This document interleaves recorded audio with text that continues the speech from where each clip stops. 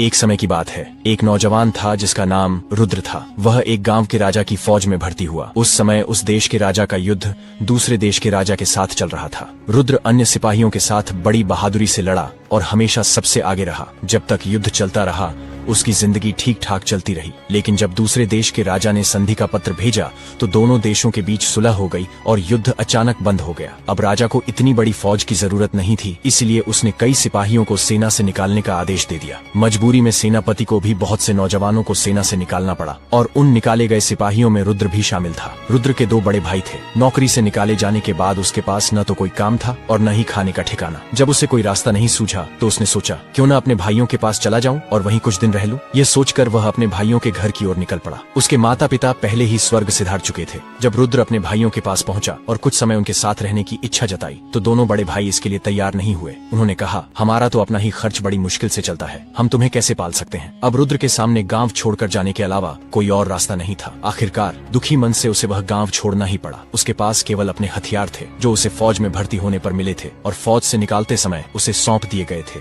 वह अपनी बंदूक कंधे पर लटकाए गांव से निकल पड़ा। चलते चलते वह ऐसी जगह पहुंचा जहां घने पेड़ों के अलावा और कुछ नहीं था। वह बहुत थक गया था, इसलिए एक घने पेड़ के नीचे आराम करने के लिए बैठ गया और अपने भाग्य के बारे में सोचने लगा। ना तो मेरे पास पैसा है और ना ही मुझ में कोई खास हुनर। अब मैं कौन सा काम खोजूं? शायद अब तो मुझे भूखा ही मरना पड़ेगा। उसी समय हवा का एक तेज झोंका आया। जब उसने चारों ओर देखा तो सामने एक अजनबी खड़ा दिखाई दिया जिसने काले रंग का बड़ा ही सुंदर चोगा पहन रखा था और शक्ल से बहुत विचित्र दिख रहा था, लेकिन उसके पैर घोड़े के पैरों जैसे थे। वह आदमी बोला, मुझे मालूम है तुम इस समय क्यों परेशान हो। मैं तुम्हें ढेर सारी दौलत दूंगा, पर उससे पहले मैं तुम्हारी परीक्षा लूंगा। कहीं तुम मेरी सारी दौलत बर्बाद तो नहीं कर दोगे? क्या तुम किसी से डरोगे तो नहीं? रुद्र गर्व से बोला, एक सिपाही और डर, ये दोनों बातें साथ साथ नहीं चलती। तुम मेरी परीक्षा लेकर देख सकते हो। अजनबी बोला, जरा तुम अपने पीछे मुड़कर देखो। रुद्र ने पीछे मुड़कर देखा तो पाया एक बड़ा रीछ उसकी ओर आता दिख रहा है। जैसे ही रुद्र पलटा, रीछ उस पर झपटा। रुद्र ने तुरंत अपनी बंदूक तानी और उस पर गोली चला दी। देखते ही देखते रीछ वहीं ढेर हो गया। यह सब देखकर वह आदमी बोला,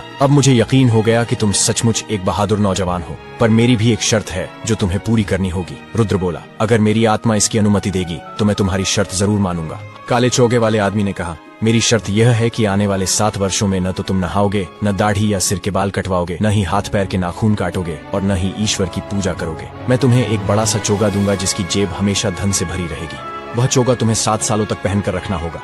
अगर तुम इन 7 वर्षों के बीच ही मर जाते हो तो तुम्हारा शरीर मेरा हो जाएगा, लेकिन यदि तुम जीवित बच गए तो मैं तुम्हें अपनी शर्त से आजाद कर दूंगा और इतना धन दूंगा कि तुम सारी जिंदगी आराम से बिता सकोगे। रुद्र को अपना भविष्य पहले से ही अंधकारमय दिखाई दे रहा था। थोड़ी देर सोच विचार करने के बाद उसने उस अजनबी की सारी शर्तें मान ली।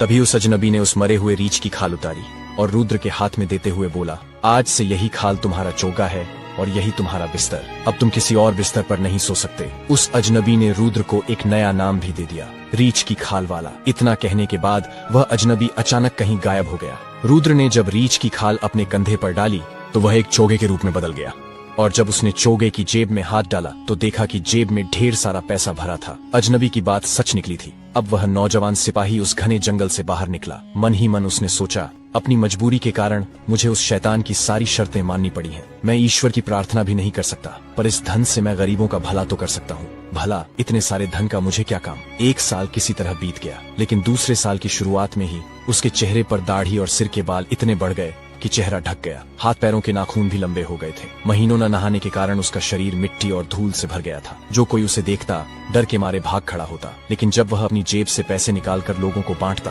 तो कुछ लोग पैसे लेने उसके पास आ जाते। वह उन सब से विनती करता, मेरे लिए भगवान से प्रार्थना करो कि मैं इन 7 सालों में जीवित रहूं। पैसे लेने वाले लोग उसके लिए प्रार्थना करते।